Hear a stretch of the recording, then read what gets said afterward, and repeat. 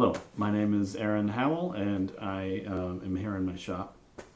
I also own Penguin Coffee over there on Commercial Avenue, and today I thought we might have a chance to kind of look at some of the stuff I've made and maybe some of the processes. Ever since I was a young lad, I've always been enamored with the guitar. It goes back to my earliest memories. So as a result, growing up, I was always aware of certain guitar makers, and there was one guy named Jimmy DeQuisto, who was an Italian, New York Italian archtop guitar maker, and I had always looked up, and kind of admired the work that this guy did.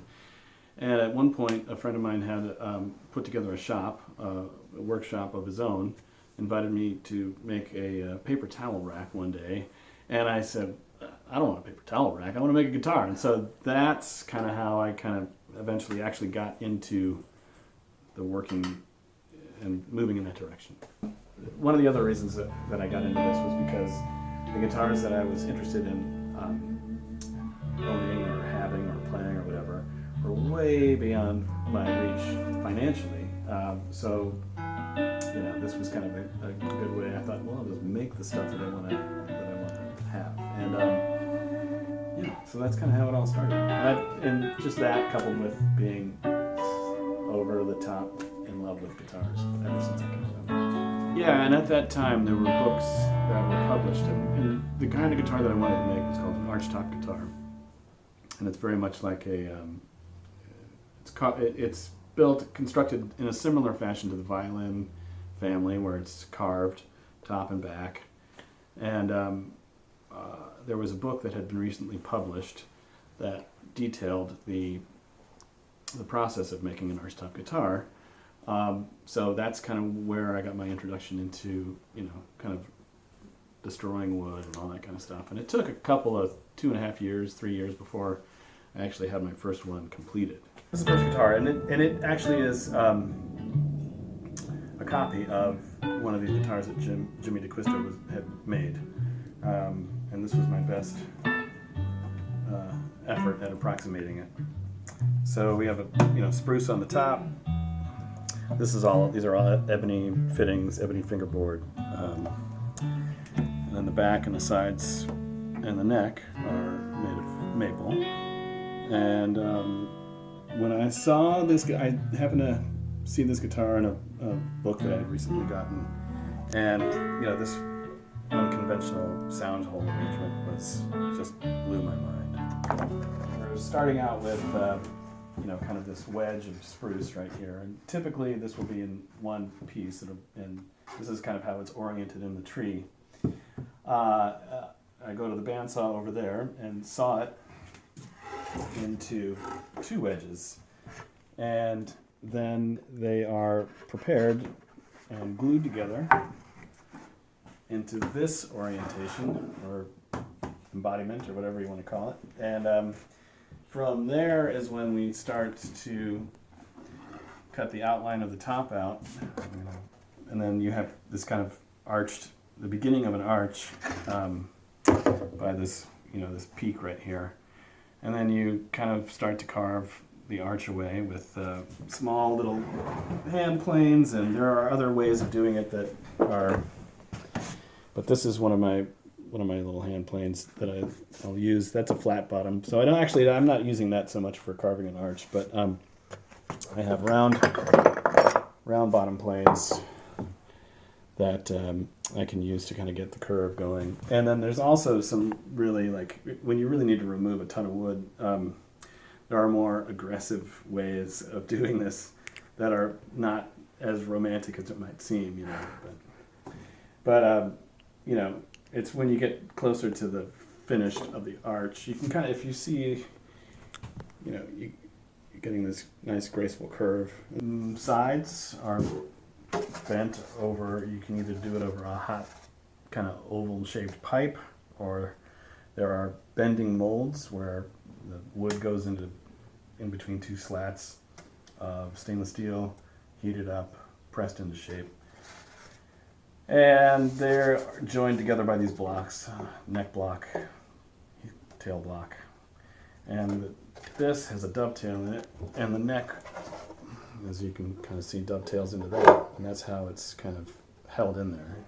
This is pretty much the beginning of an electric guitar blank, which I've prepped.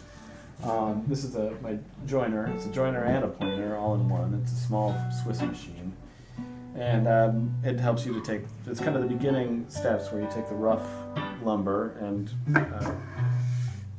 plane the faces smooth and square, and then you have a nice prepped piece of neck stock here. And in this case, this is mahogany.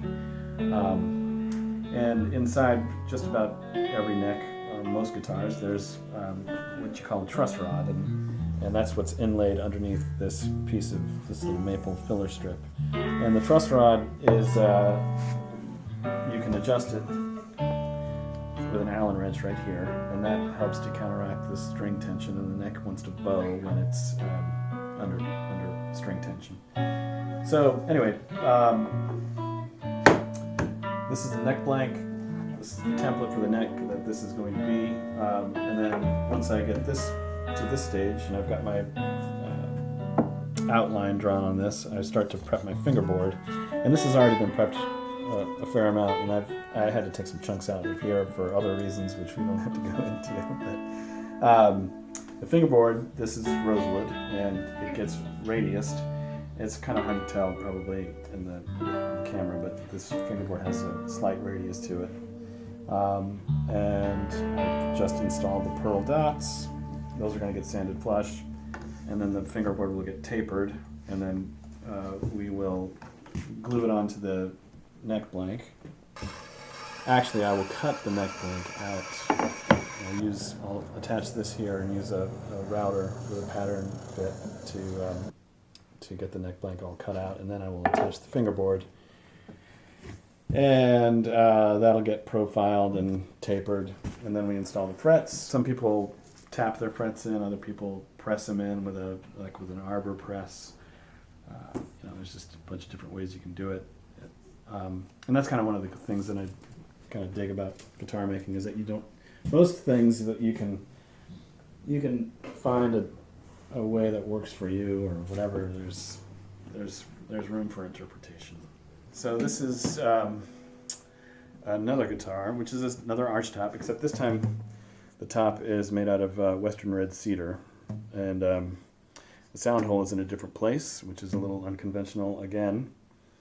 And we have pretty much the same materials, which is the ebony for the tailpiece and the bridge and the finger rest and the fingerboard. And then big leaf maple for the back and sides, and hard maple for the neck.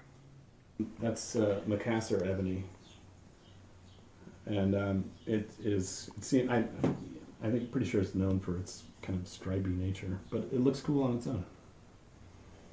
And fingerboards tend to typically be made out of rosewood or ebony or even maple sometimes. And now there's a whole bunch of other different tropical woods that are being used that are more sustainable. So now I spend more time making electrics because that's kind of what I enjoy playing the most. And there's much less tradition involved with electric guitars, and you can kind of screw around with stuff and not have people looking down their nose at you. So, and that's kind of, like this guitar right here, this one is, for example, the electronics cavity. Most of the time they have these opaque covers that cover up the electronics, but I think it's kind of a cool feature to see what's going on in there. And when I was doing this guitar, I thought I would have some fun and put lights in it, for one, so you can, it's just goofy. You can light it up. And if you look really close, there are little model railroad people in here. They're N-scale railroad figures. It looks kind of like an industrial park, so I put people in there.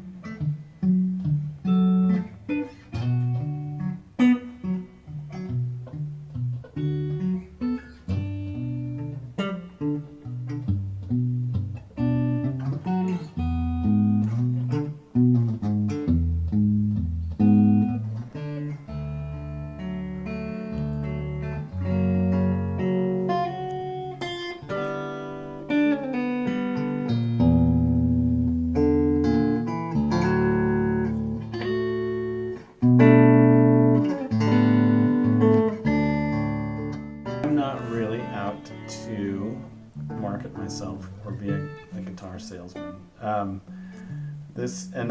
was one of the things that I learned about not becoming a professional maker, is that when you do this for a living, you have people breathing down your neck, and they have expectations, and it tends to kind of maybe take the joy out of it.